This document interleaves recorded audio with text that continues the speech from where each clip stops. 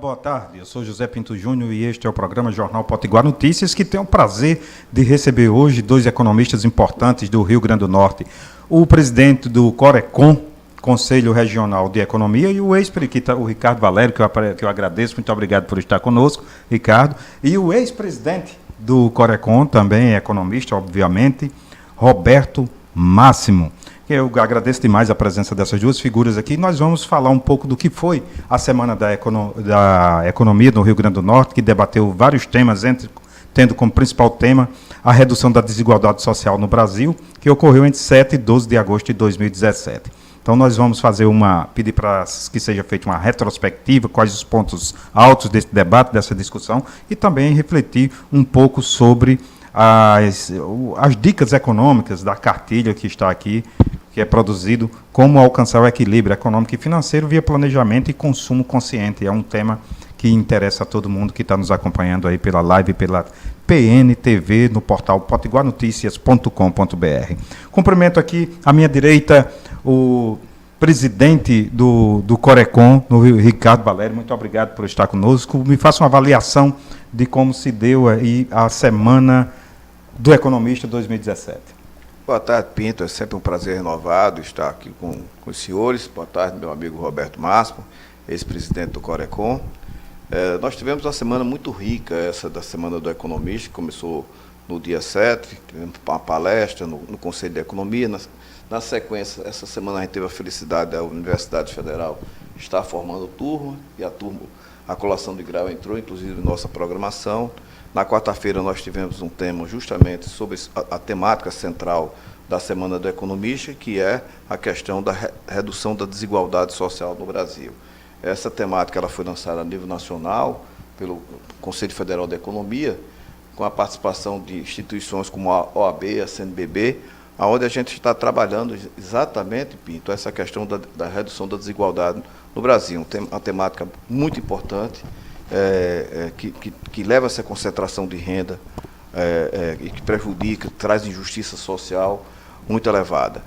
Tivemos depois, na quinta-feira, uma sessão solene na Assembleia Legislativa, com a entrega de premiação dos economistas que foram agraciados como os melhores economistas de 2016, a qual, inclusive, o nosso companheiro Roberto foi um dos merecidos agraciados, ao lado do presidente do Sindicato dos Economistas, Sérgio Cunha, que também foi agraciada, a professora Vera Guedes, lá do Governo do Estado, também foi agraciada, e o nosso companheiro, o Rufino, que é coordenador do curso de Economia lá na região de Açu. Então, foi uma semana muito rica, na sexta-feira nós tivemos um dia voltado para a nossa população, onde a gente fez um trabalho justamente da apresentação do relançamento da nova cartilha, né? A nova cartilha de dicas econômicas, que faz o planejamento orçamentário e familiar, que o nosso companheiro Roberto foi quem iniciou essa jornada da cartilha ainda em 2014, e a gente fez agora o novo relançamento. A cartilha, o nosso Roberto certamente pode dissecar para os senhores a importância dessa cartilha. De forma que foi uma semana muito rica, com muita participação. O importante é que esse ano o Corecon também levou essa programação para o interior do Estado. Já na segunda-feira à noite, estivemos em caravana, lá em Mossoró, para fazer o lançamento da Congest, que é um congresso que envolve os alunos de administração, economia, ciências contábeis e o curso de turismo. Eles estão, durante toda a semana, também comemorando a Semana do Economista em Mossoró. Na sequência, teremos Açu e Pau dos Ferros, de forma que os economistas estão de parabéns pela passagem do seu dia, que foi 13 de agosto, e fazendo prestação de serviço à nossa sociedade, que é o mais importante. Muito obrigado, Ricardo Valério. Máximo, queria agora, Roberto Máximo, que você dissecasse, para usar a palavra aqui do nosso presidente, a cartilha, como foi criada na sua gestão e está sendo reeditada.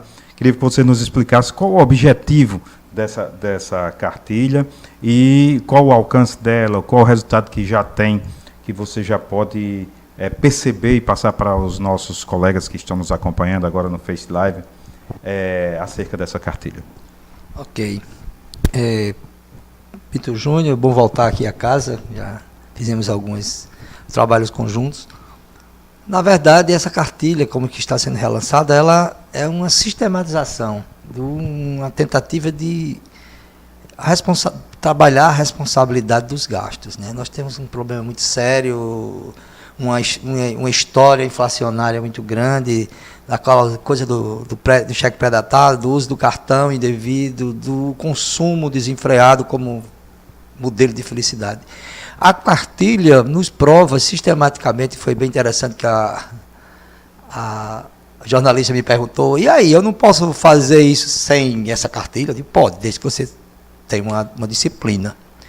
E normalmente ninguém passa por essa disciplina de pequenos gastos que somados são grandes gastos.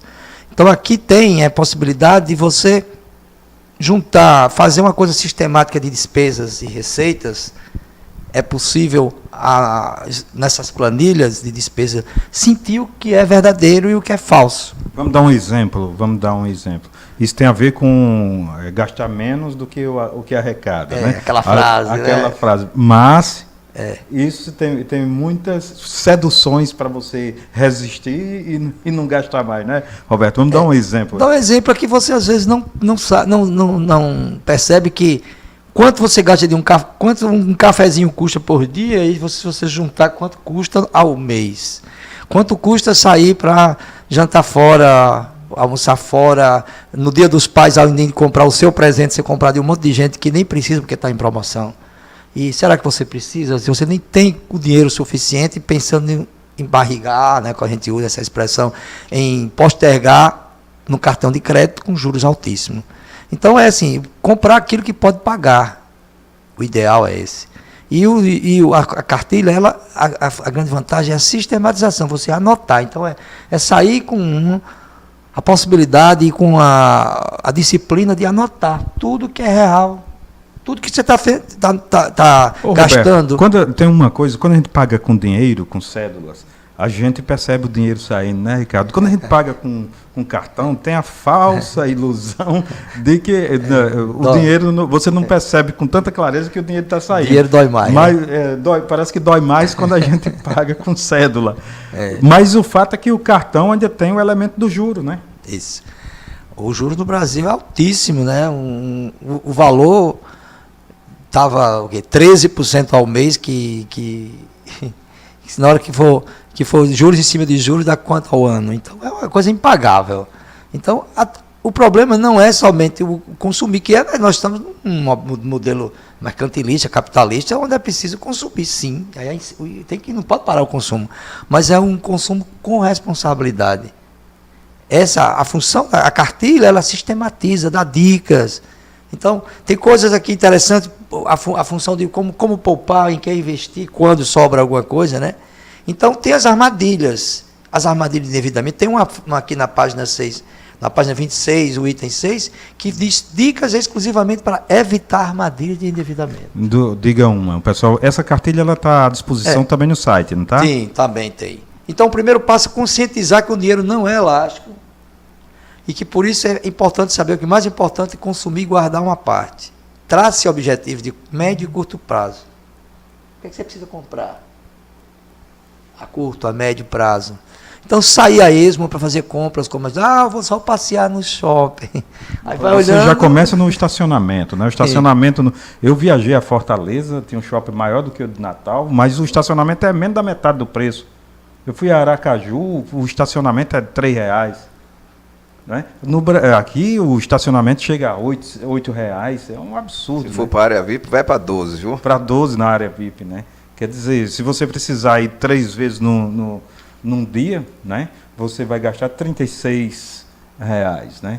É verdade. Isso que o Roberto está dizendo, justamente, na parte traseira da cartilha, ela diz uma coisa muito importante. Tenha cuidado com os custos pequenos. Uma pequena fenda afunda grandes barcos. Isso quem já dizia era Benjamin Franklin, apóstolo dos tempos modernos. Não é? Então, como o Roberto está dizendo, a cartilha mostra, se a gente souber em que está gastando, a gente sabe em que vai poder cortar. Se você não tem o seu planejamento para saber para onde está indo o seu dinheiro, você não sabe onde é que você vai cortar. Aquilo que ele estava colocando, cruzamento entre receita e despesa, no final, se der deficitário, você tem que fazer um ajuste. Como é que eu posso fazer um ajuste no meu orçamento se eu não sei para onde foi o dinheiro? Notadamente dessas pequenas despesas que você não anota, estacionamento, o pão do dia, né, uma ida à cigarreira, um pequeno lanche. Se você anotar tudo isso aí, você vê, como ele estava explicando.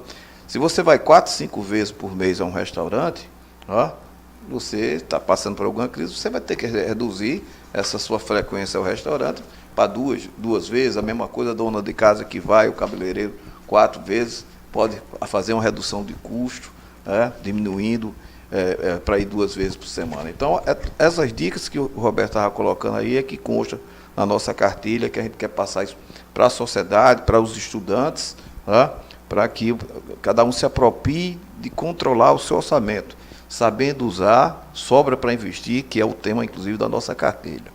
Olha, uma coisa que eu percebo, eu já conversei isso bastante com, não somente junto aos amigos e à família, é a história, se a gente for fazer um levantamento, um tombamento na nossa casa, um monte de bugiganga que tem que a gente usa uma vez na vida e está lá, né? Quer dizer, aquilo saiu das economias, né?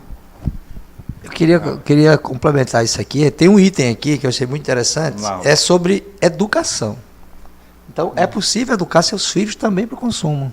Há um item que fala muito sobre isso, que a relação com o dinheiro é um reflexo da orientação que recebemos na infância. Eu lembro que meu pai era muito austero. Então, eu não sou por ser economista, mas eu sempre trabalhei isso. Eu invisto em previdência com meus filhos, eu nunca gastei mais do que eu ganhei, então, aquilo que precisa você fazer, porque há uma educação, então a cartilha também investe na educação, no lar. Como você falou, quanta coisa supérflua é comprada porque o filho vê na televisão, aqueles falsos, o marketing vendendo coisas que você não precisa, criando necessidades, né? Perfeito. Olha, para nós organizarmos nosso tempo aqui, eu vou pedir uma pergunta para cada um de vocês. Eu queria que eu gostaria de pedir a Ricardo que fizesse uma análise da situação econômica do nosso estado atual e pedir para o Roberto fazer uma análise da situação econômica do nosso país, para a gente fechar o nosso programa de hoje, dando esse olhar de especialistas, de economistas, acerca de como está o nosso estado, de como está o nosso país. Ricardo, está com você a palavra. A exemplo de outras vezes, Pinto, que a gente teve a oportunidade, e realmente a situação do nosso estado ela é crítica, realmente, economicamente.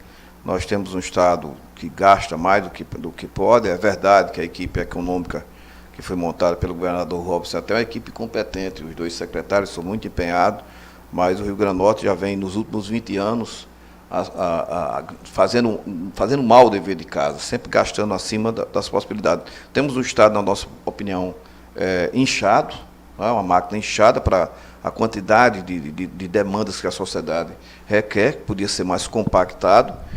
Temos um desajuste muito grande entre os 3 poderes, percentuais que são repassadas da nossa receita líquida corrente, nós já colocamos isso. Está acima, no Rio Grande do Norte, quase 25% da receita líquida corrente é destinado para o Legislativo e o Judiciário, quando a média nacional é de apenas 13%. Isso causa um desajuste terrível para o Executivo e tem que ser corrigido. E o mais grave, que estamos aí indo para quase 20 meses com o governo pagando os salários dos servidores, que os servidores que vão para o mercado, que vão para o consumo, pagando em atraso. Isso significa dizer que você está dividindo o seu salário, que já é achatado, por 2, porque você praticamente recebe sempre um mês dentro, você vai ter que dispor, e as despesas você tem todo no mês. E agora o mais grave ainda é a estabilidade política que nós entramos agora. Se a nível nacional nós temos essa ciranda enorme de dificuldades do Temer, com a saída da Dilma, e as ameaças da saída do Temer também, agora o Estado também entrou nessa ciranda, com as últimas notícias que ocorreram ontem com o nosso governador, que a gente espera que a situação seja devidamente esclarecida, para que não venha afetar mais ainda o nosso quadro, que já é lastimável e já é bastante preocupante. Queira Deus que tenhamos agora no processo de 2018, que o eleitorado fique muito consciente que a urna é um processo muito importante, tanto a nível local quanto a nível nacional, para que a gente possa superar. Agora, para isso, os 3 poderes teriam que sentar à mesa, meu caro Pinto, e repactuar essa situação do orçamento. Sem haver essa repactuação, a gente não consegue, até porque os recursos federais estão diminuindo cada vez mais. O Estado já vem perdendo aí mais de 1 bilhão de repasses federais, a questão do royalties do petróleo caiu de forma extraordinária, praticamente já não é uma receita representativa no Estado para o que foi no passado, e como o consumo das famílias está baixo, a arrecadação também caiu, apesar da eficácia que o Estado melhorou nessa parte da máquina administradora. De forma que é uma visão que a gente tem, não muito otimista, nós que somos um otimista, nós não temos uma visão, no momento, muito otimista do nosso Estado, diante dessas dificuldades todas, mas queira Deus que a gente possa vir a superar. Muito obrigado, Ricardo Valério. Eu queria ouvir agora, vamos ouvir agora, o Roberto Máximo sobre o Brasil, se olhar sobre o Brasil nesse momento, no que diz respeito à economia brasileira. Ricardo já adiantou alguma coisa.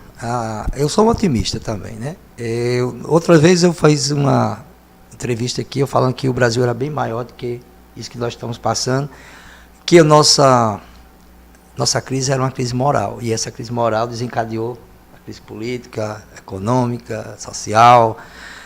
Nós estamos num momento de transição, com muitas mudanças, as reformas estão aí, já foi aprovada a reforma trabalhista, a reforma previdenciária está aí na agulha, está sendo montada, a reforma política está sendo discutida, então nós estamos num momento de transição de um governo que com popularidade baixa, muito baixa, mas que o Congresso está aí mostrando a sua cara, fazendo o que determina, sendo determinado pelo governo, e algumas necessárias. Eu acredito, na reforma trabalhista, o mundo mudou, o Brasil mudou, precisava fazer reforma, precisa sim.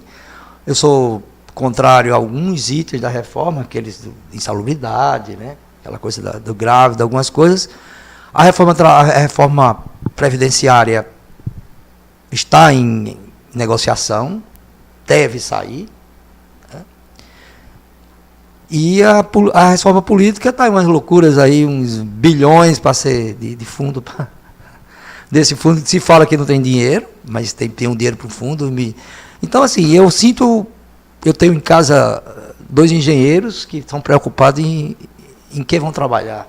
O Brasil, a insegurança está muito grande no futuro dos nossos jovens, na educação. Nós viemos da universidade ontem, e foi colocado que a educação é o caminho, e eu sempre acreditei nisso. Mas é um caminho, mas tem que gerar emprego. É preciso modificar, quebrar algumas arestas, e esse país vai chegar, vem aí 2018, e a coisa está muito nebulosa, tem muitas variáveis. E o que fazer? Então nós estamos, como economistas, né? Nós estamos percebendo que o Brasil não decola, o nosso PIB está baixo, a nossa inflação está aí voltando, e ao mesmo tempo o político impondo à economia muitas regras, e estamos como observadores. Nós estamos, inclusive, criando um fórum de debates no Conselho da Economia para discutir grandes temas. E isso vamos mostrar, dar nossa cara à sociedade, dizer o que pensamos em cada item. Perfeito. Queria agradecer demais a presença de vocês dois. Ricardo Valério, muito obrigado por estar conosco no programa de hoje. Muito obrigado, Roberto, por estar conosco no programa de hoje, pela palavra de vocês esclarecedoras aqui. Desejar, parabenizar aí pela Semana do Economista, realizado pelo Corecon, e vida longa ao Corecon, e muito obrigado pela participação de vocês. A vocês que nos acompanham, muitíssimo obrigado pela sua indispensável companhia. Um grande abraço e até mais.